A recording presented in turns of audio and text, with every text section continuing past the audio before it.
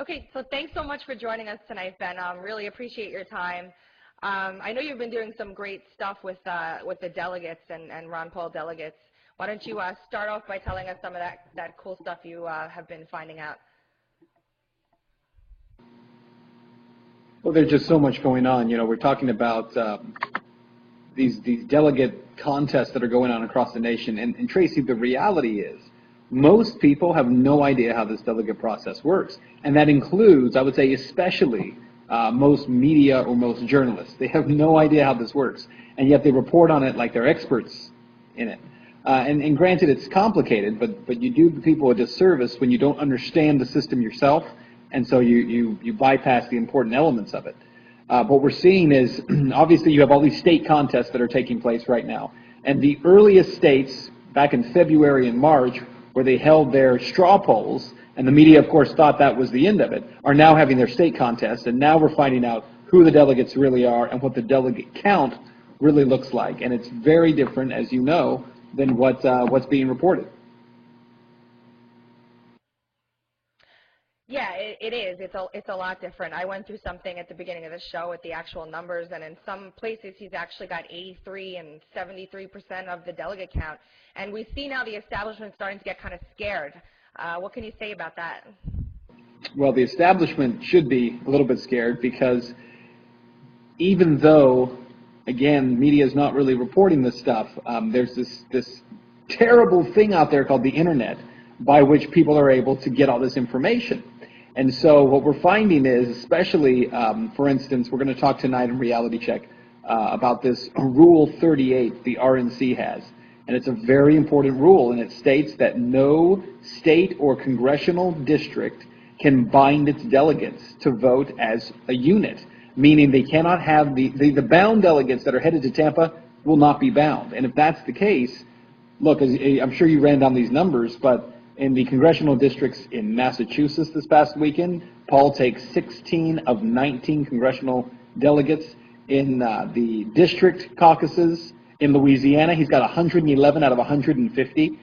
Those numbers are staggering. So what you're actually going to see, if you're going to honestly follow this, is the presumed count, right, of delegates that Romney has. And you're actually going to see that number sliding down and the number for Paul going up. And it's going to be pretty interesting to watch. Yeah, I mean, I know a whole bunch of people going down to Tampa just to watch this all unfold. It's going to be kind of like kind of crazy and exciting in the process. And it's just interesting to see how now we're doing things that are shady and they're not legit when we're actually following the rules right down to the letter.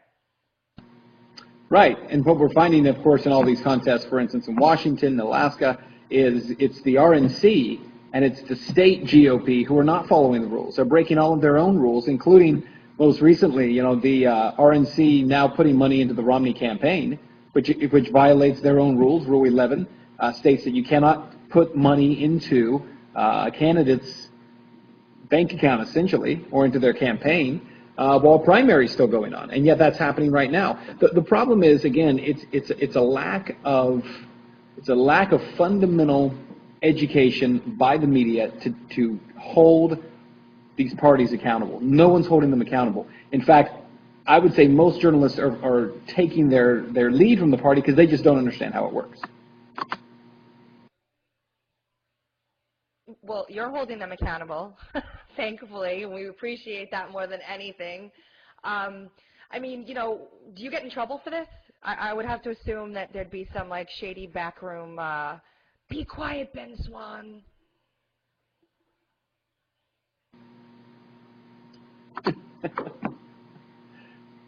No, I mean, we're owned by Raycom Media and not Fox.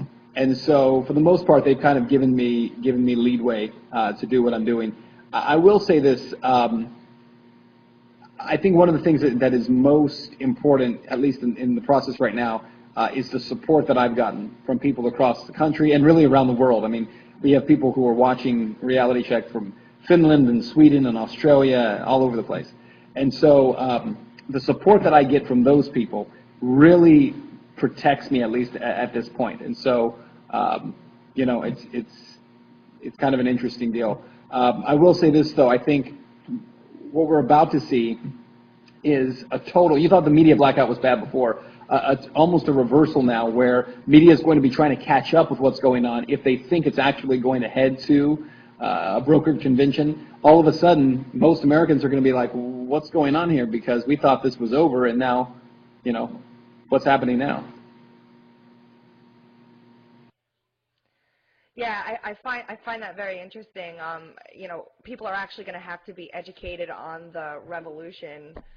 And you said before that you're not necessarily a Ron Paul supporter. You're just kind of looking to expose the truth, so to speak. Is that the case, or are you big? I know you're very liberty-minded, but do you have any candidate you actually support?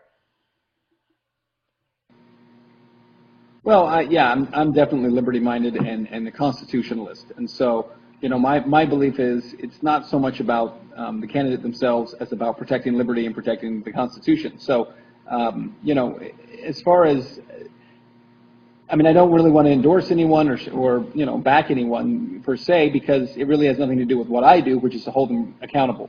Regardless of what a candidate might say about themselves, if the rhetoric does not match the actions, then it doesn't really matter to me. So I think that my job is really not to necessarily support one person or another. I do think that it's incredibly frustrating when you're the only one, and you guys know how this is, but when you're the only one saying this stuff, and yet you have people saying, well, what are you doing? This thing's over, and why are you still covering this? And a lot of people, I think, are beginning to believe that I am just kind of pushing something here to try to keep Paul's name out there, and that's not the case. They just don't see it because their eyes are closed.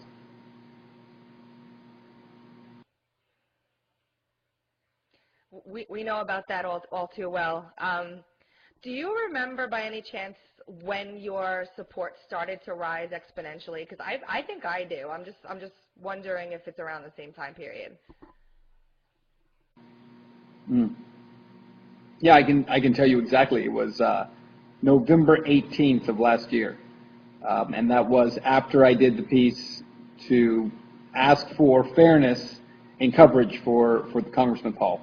And again, it wasn't done really, I didn't even think there was anybody out there listening to it, because I had no idea there were so many folks out there who were, really supporting him, because again, there's so much blackout. And so the only thing I had noticed was, again, that he had gotten 89 seconds in that CBS debate and thought it was nonsense, and not because I necessarily supported what he had to say, but how do you take a guy who's polling at the time, I think he was polling third or fourth, and you give him 89 seconds, and then you've got John Huntsman and Rick Santorum, who at the time were polling dead last. They weren't even getting numbers in terms of percentages, and they were getting 5 minutes respectively. So I was just asking for fairness and found out there were a whole lot of people out there who were asking for the same thing. Yeah, definitely. We all are asking for fairness, and that's why before you seemed a little bit taken aback on the phone when I said everyone was so excited that you were going to be here. But we appreciate what you're doing so much, and we've been fighting this for years and years, and to have someone as an advocate that's doing what you're doing is just really, really great. Maybe we'll take some questions after your response. Yeah, to be honest with you, I'm really humbled by the whole thing, because I don't think that I'm anything other than just a young guy who's trying to do his job and do it well. And personally, I've been frustrated for a long time with a lot of what I see in media and the lack of things. And I almost feel like kind of what I'm doing now is without sounding too cheesy, but it's what I was born to do. The reality is that my passion is really communicating effectively things that matter to people. And so the whole idea of doing fluff news, entertainment news, talking about Kardashians and that kind of thing, that's enough to make me pull my hair out. Not that there's anything wrong with the Kardashians, but I'm just not interested in doing that for a living. And I feel like now I've been given the opportunity, unbeknownst to me, to really be a part of something important. Okay, so someone asked, Ben, did you get a weird vibe at Fox News? Oh, when I did the deal with Bret Baier. No, I'll say no.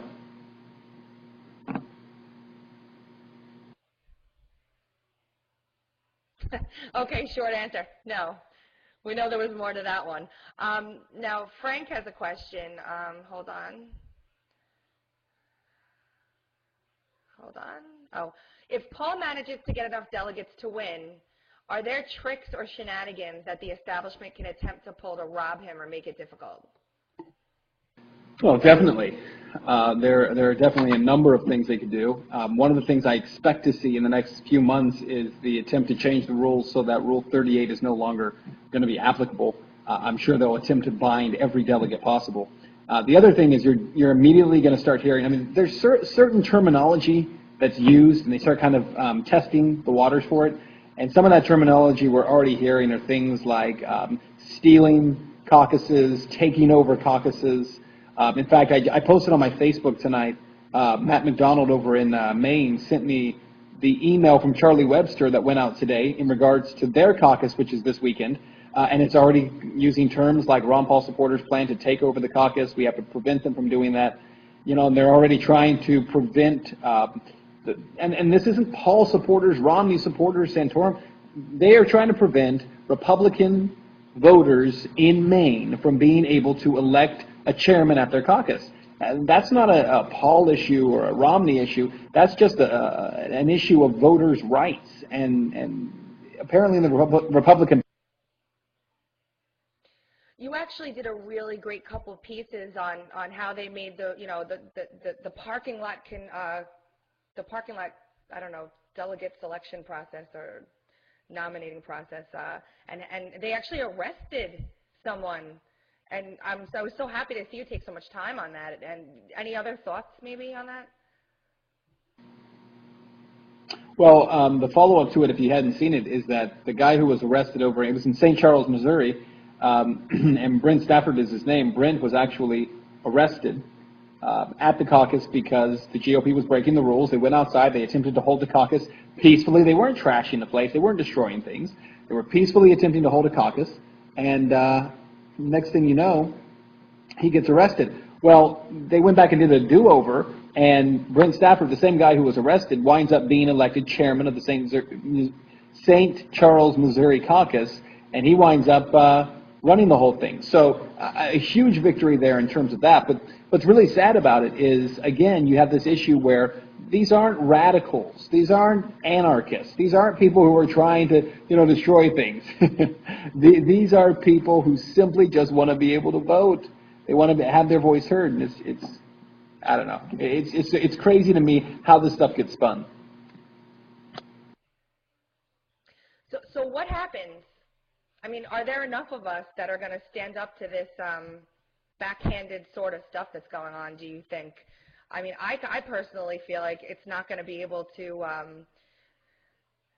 propagate. I think that it's going to be stopped by people for once. Thoughts on the power of our movement, I guess, is what I'm trying to say. Well, I think it could. I mean, I think what you essentially have is if enough of these supporters get into delegate spots, which again, if we're talking about the actual delegates in these bound states, many of those contests haven't even happened yet in terms of the state convention to select them. And so if you really do have this kind of revolution that happens within these caucuses and they're taken over, you go to Tampa and, at the very least, you put up a huge fight. You get a huge fight on the floor, and you make them recognize what's happening. And I think that will happen.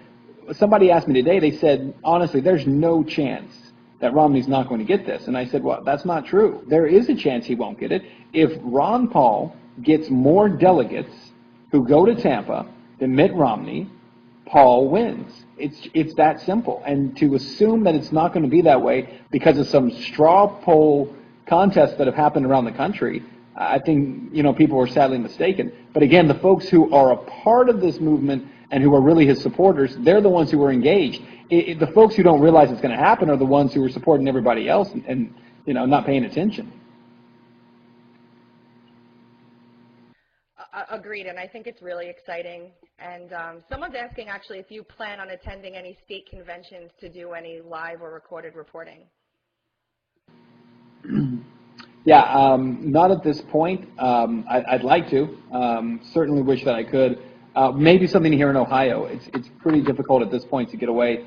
But so far, I really haven't needed to because there are so many folks out there who are doing that with their cell phone cams, and they're getting that video. And I get so many emails every single day from people who are sending me video and sending me information. So, and again, feel very blessed to be in that position where so many people are turning to me and saying, okay, here's what I've gotten, here's what I've collected, here's what I've recorded, now do something with it. And they're trusting me with that. So, and I take that responsibility pretty seriously. It is a responsibility. Yeah, thanks. Actually, our next guest on the show, David Andrew Gay, asks a question. Would you consider making a documentary later this summer to chronicle how many county, congressional district, and state supporters there have been, GOP committees have been taken over by Paul supporters? He says he thinks once the delegate story is over, this is going to be the next big one. Yeah, I absolutely. I think it would be fascinating to put together a documentary just talking about this entire campaign season and what's happened. One of the things that we're working on in a couple of weeks, I'm going to be doing a piece. I've asked people to send me pictures from the Ron Paul rallies that they've been at around the country, because again, these are issues that are being blacked out. You know, you have almost 10,000 people show up in LA and 5,000 in Fort Worth and 3,000 at A&M and my hometown of El Paso, Texas. He was just there. I'm up here in Ohio. He's down there. But there was just fantastic stuff going on. And again, it's not getting covered. So we're going to be putting some stuff together on that. But definitely at the end of this season, I think it should happen. Someone also wants to know why you think the media is trying to black out the message of liberty and is promoting the establishment. I really don't know. I really don't know. Other than possibly, I mean, I really think it's twofold. One is from the higher ups. I think ownership, there are issues there, certainly. But I think just on the lowest levels of it, I really believe it's just a lack of understanding, and it's a groupthink mentality where everybody chooses to think the same because if they do, then they feel safe in that. So I think there's a certain amount of, well, it's an ugly term, but I think it's a certain amount of ignorance that goes along with it. And Tracy, I actually have to leave you there because I got a thing coming up here for tonight. Okay. Thank you so much, Ben. Thanks for being here. I appreciate it. Thank you, Tracy.